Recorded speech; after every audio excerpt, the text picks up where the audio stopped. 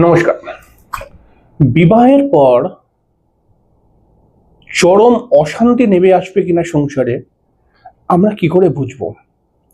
হ্যাঁ, সনাতনী বৈদিক জ্যোতিষ এই বিষয়ে কিন্তু অনেকটাই সতর্ক বার্তা দিচ্ছে। অর্থাৎ কিছু গ্রহ কম্বিনেশন বা কিছু যোগ যদি জন্মছকের মধ্যে থাকে, তাহলে আমরা অনেক আগে থাকতেই বুঝে যেতে পারি যে এই মানুষটি, সেটা ছেলে হোক বা মেয়ে হোক, বিবাহ করার পর তার কিন্তু সংসারে নানান সমস্যা চলে আসবে।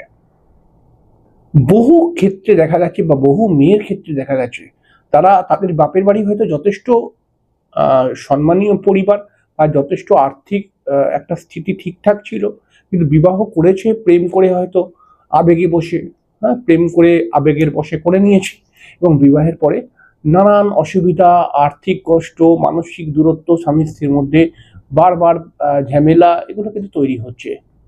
তো এটা কিন্তু আমরা বিবাহের আগেই যদি বুঝে যাই এবং তার যদি সঠিক প্রতিকার করে ফেলি, তো এটা আমার মনে হয় যে অনেকটাই সমস্যাকে আটকানো সম্ভব। দেখুন, বিবাহের জন্য আমরা সপ্তম ভাব জানি যে সপ্তম ভাব থেকে বিবাহ বিচার করা হয়, এবং রাহু, কেতু, শনি, মঙ্গলের কিছু স্থিতি কিন্তু বিবাহিত জীবনে সমস্যা নিয়ে আসে।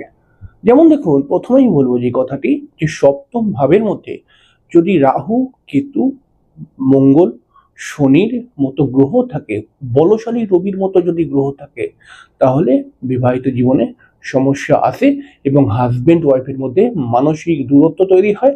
অনেক সময় দেখতে পাওয়া যায় হাজবেন্ডের কর্মকেন্দ্রিক প্রবলেম চলে আসে, এবং তার সঙ্গে সঙ্গে তার মাথা গরম, বাজে বাজে কথাবার্তা, এবং তার কিছু স্বভাব এমন থাকে, বললেও সে শুনতে চায় না। এর ফলে কিন্তু বিবাহিত জীবনে নানান অশান্তি নেমে আসে। এরকম কিন্তু ছেলেদের জন্মছকের মধ্যে যদি থাকে, তাহলে তার ওয়াইফের মধ্যেও কিন্তু এরকম প্রবলেম দেখতে পাওয়া যেতে পারে, যে তার ওয়াইফ কথা শুনছে না, উল্টো পাল্টা চেল্লাচ্ছে, সবসময় মাথা গরম, কিছু বলতে গেলেই খ্যাক করে উঠছে, এবং তার সঙ্গে সঙ্গে আর্থিক সমস্যার কারণে সংসারের মধ্যে একটা অশান্তি বারবার তৈরি হচ্ছে, এরকম দেখতে পাওয়া যায়।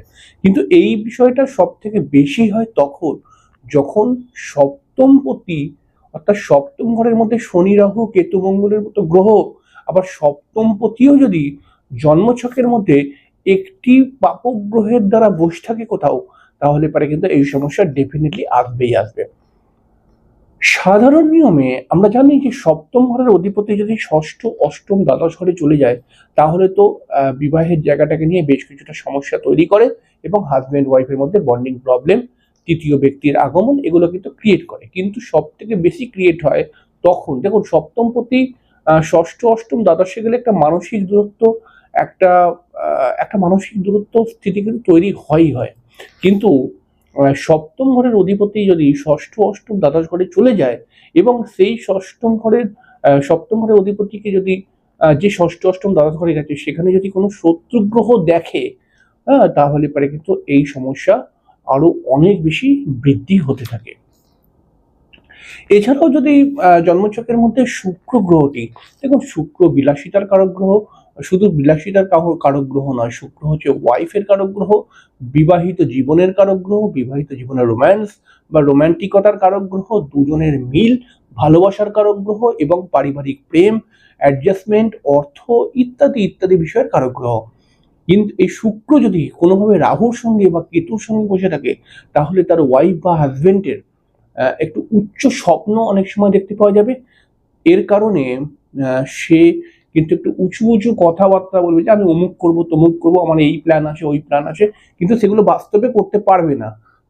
তখন কিন্তু একটা বন্ডিং প্রবলেম তৈরি হয়। আবার শুক্র রাহু যার জন্মছকের মধ্যে রয়েছে, শুক্র কেতু যার জন্মছকের মধ্যে রয়েছে, দেখুন, শুক্র রাহু থাকলে সেই মানুষটি বড় হতে পারে না এরকম কিন্তু নয়। শুক্র রাহু যদি কারো জন্মছকের মধ্যে থাকে, শুক্র কেতু যদি কারো জন্মছকের মধ্যে থাকে, তাহলে সেই মানুষটিও কিন্তু অনেক বড় জায়গায় যেতে পারে, তবে তার সঙ্গে আরো কিছু আনুষঙ্গিক যোগ প্রয়োজন। কিন্তু সাধারণভাবে শুক্র রাহু বা শুক্র কেতু যদি থাকে, তাহলে বিবাহিত জীবনের মধ্যে একটা সমস্যা তো তৈরি করবে করে। শুক্র শনিও যদি একসঙ্গে বসে থাকে, তাহলে পরেও কিন্তু বিবাহিত জীবন নিয়ে বেশ কিছুটা সমস্যা তৈরি করে দেয়, এবং হাজবেন্ড ওয়াইফের মধ্যে মানসিক ডিস্টেন্স একটা তৈরি হয়। হাজবেন্ড ওয়াইফের মধ্যে যে ভালোবাসার একটা ভিত, সেটা কিন্তু অনেকটা নড়বড়ে হয়ে যায়।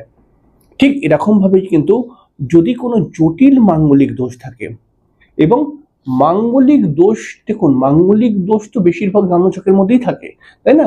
কিন্তু মাঙ্গলিক দোষটা কখন বিবাহিত জীবনকে অনেকটা ড্যামেজ করে দেবে সেটা কিন্তু বুঝতে হবে। যখন মঙ্গল তার শত্রু রাশিতে বসে মাঙ্গলিক দোষ তৈরি করবে, তখন কিন্তু এই মাঙ্গলিক দোষের প্রভাবে জাতক জেদি প্রকৃতির হবে, জাতক রাগী প্রকৃতির হবে, প্রচন্ড স্বাধীনচেতা মেন্টালিটির হবে, এবং তার সঙ্গে সঙ্গে তার বাইরে একটা উড়ো মন দেখতে পাওয়া যাবে কোনো কোনো ক্ষেত্রে। এবং এই মঙ্গল যদি শত্রু রাশির মধ্যে বসে মাঙ্গলিক দোষ করে, তখন কিন্তু সেই জাতক বা জাতিকার মধ্যেও কিন্তু একটা তর্ক বিতর্ক করার প্রবণতা অনেক বেশি, এবং রূঢ় ভাষার তর্ক বিতর্ক এটা চলে আসবে। যার ফলে বিবাহিত জীবন, দেখুন এটা একটা কোমল জায়গা, বিবাহিত জীবনটা হচ্ছে একটা সফট কর্নার। তো এখানে যদি এত চিল্লামিল্লি হয়, এত গালিগালাজ হয়, এত রাগারাগি হয়, তাহলে অটোমেটিক্যালি দাম্পত্য সুখ থাকে না। এর ফলে কিন্তু বিবাহের পরে চরম অশান্তি নেমেই আসে। আবার উল্টো দিকে যদি দেখুন, আমাদের আরেকটা কথা বলতে হবে যে দ্বিতীয় ভাব কিন্তু খুব গুরুত্বপূর্ণ ভাব। আমি বারবার বলি আমার অনুষ্ঠানের মধ্যে যে দ্বিতীয় ভাবের মধ্যে যদি কোনো অশুভ গ্রহ বসে থাকে, তাহলে কিন্তু বিবাহিত জীবনের মধ্যে এমন কিছু আহ, এমন কিছু বিষয় সৃষ্টি হয়, যার ফলে কিন্তু মনোমালিন্যটা অনেকটা বেড়ে যায়। কারণ দ্বিতীয় ঘর হচ্ছে মুখের বাক্য, আর আমরা বলি মুখের বাক্যই সবকিছু। যে এই মুখেতেই জুতো মারা যায়, এই মুখেতেই কিন্তু আবার মালা পরানো যায়, একটা কথার কথা।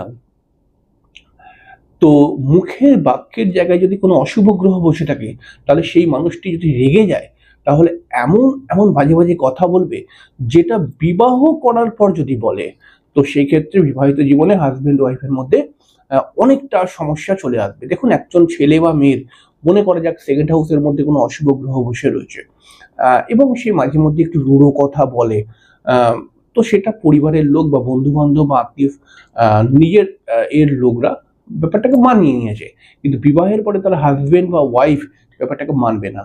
তো এর ফলে কিন্তু বিবাহের পরে চরম অশান্তি অনেক সময় নেমে আসে সংসারের মধ্যে। আর আমরা বলবো যে নবাংশ কুণ্ডলীর ফোর্থ হাউসের মধ্যেও যদি কোনো অশুভ গ্রহ বসে থাকে, তাহলে অনেক সময় দেখা গেছে যে একজন ছেলে একটি মেয়েকে বিবাহ করলো, বিবাহ করার পর সেই মেয়েটি কিন্তু সেই ছেলেটির যে বাড়ির লোকরা, মানে মেয়েটির যে শ্বশুর বাড়ির লোক, তার সঙ্গে অ্যাডজাস্ট করতে পারছে না। তো এরকম প্রবলেম, দেখুন মেয়েদের ক্ষেত্রে শ্বশুর বাড়ির সঙ্গে অ্যাডজাস্ট করার বিষয়টা অনেক বেশি দেখা হয়। ছেলেরা তো আর শ্বশুর বাড়িতে গিয়ে থাকে না, মেয়েরা বিয়ের পরে শ্বশুর বাড়ি চলে আসে, এবং সেই শ্বশুর বাড়িতে এসে শ্বশুর বাড়ির লোকজনদের সঙ্গে যদি অ্যাডজাস্ট না হয়, তাহলে চরম অশান্তি নেমে আসে। একজন ছেলেও কিন্তু অনেকটা দু নৌকায় পা পড়ে যায় তার। সে কোনো সময় বউকে সাপোর্ট করে, কোনো কোনো সময় বাবা মাকে সাপোর্ট করে। বাবা মা বলে কি তোর বউ খারাপ, এই জন্য এইসব কথা হচ্ছে, উল্টোপাল্টা ভাবনা চিন্তা করছে। আবার বউ বলে কি তোমার বাবা মা খারাপ, তো ছেলেটা কোথায় যাবে? তো এরকম প্রবলেম ক্রিয়েট হয়। আলটিমেটলি এই প্রবলেম হতে হতে হতে হতে কিন্তু ঝামেলা অনেকটা বেড়ে যায় একটা সময় গিয়ে। এছাড়াও কিন্তু নবাংশ কুণ্ডলীর সপ্তম ভাব, সপ্তম পতি, হ্যাঁ, এই জায়গাগুলো যদি পীড়িত হয়ে যায় অনেক বেশি, তাহলে পরে কিন্তু আহ, বিবাহের পরে চরম অশান্তি অনেক সময় নেমে আসে। তো এই কয়েকটি প্রবলেম যদি থাকে জন্মছকের মধ্যে, তাহলে কিন্তু সমস্যা বাড়বে। তো এই ক্ষেত্রে প্রয়োজন যে আপনি যদি বিবাহ করতে যান, তাহলে প্রথমে একবার জন্মছকটাকে চেক করান যে আপনার বিবাহের পরে চরম অশান্তি নামবে না তো। আর যদি যোগ থাকে, তাহলে সেটাকে সঠিকভাবে খণ্ডন করান আর প্রতিকার করান। যতই বলুক খণ্ডন হয় না ওরকম ভাবে, কিন্তু আলটিমেটলি সবকিছু কিন্তু সুস্থভাবে রেমেডি করা যায়। এবং হ্যাঁ, খরচা সাপেক্ষ হয়, কিন্তু এতে অনেকটা সেফ হওয়া যায়। তো যাই হোক, পরের দিনকার একটি অনুষ্ঠান নিয়ে চলে আসবো। ততক্ষণের জন্য নমস্কার।